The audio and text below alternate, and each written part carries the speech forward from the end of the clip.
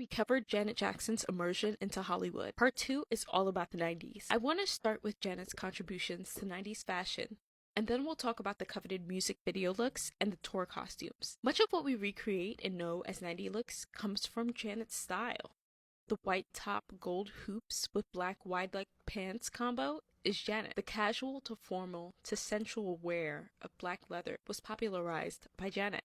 The edgy boho, what I like to call Drew Barrymore core, comes from Janet. Let's move on to music video looks. 1993, If music video, with this beautiful bone detail tank with matching choker and pants. Kim K actually purchased this outfit in the recent auction of Janet's famous looks for $25,000. Next is Scream. The $7 million video pulled inspiration from Japanese anime. The makeup artist was Kevin Kwan, whose work you guys should look into if you're interested in the beauty of the 90s. This intergalactic look, I think, influenced the wave of popcorn tops in the early 2000s. The 1997 I Get Lonely music video is a good representation of how Janet did masculine mixed with feminine.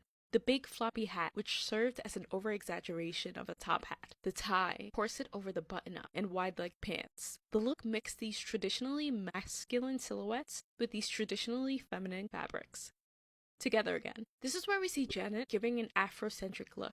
The styling aim was to naturally illuminate, since the setting of the video was Tanzania, and the theme is Afrofuturism.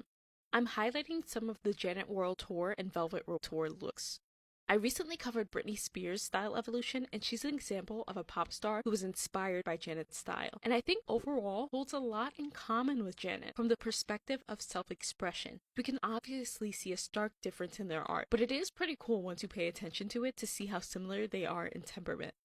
Wrapping up this part with 1999, What's It Gonna Be featuring Busta Rhymes. The video was styled by Wayne Scott Lucas and had a futuristic inspiration that was a lot more strong and bold in comparison to Scream. Janet wore this deep purple latex bodysuit with a matching corset cape hanging from her waist. And to fit the theme, Janet is accessorized with cock rings from ears to toes.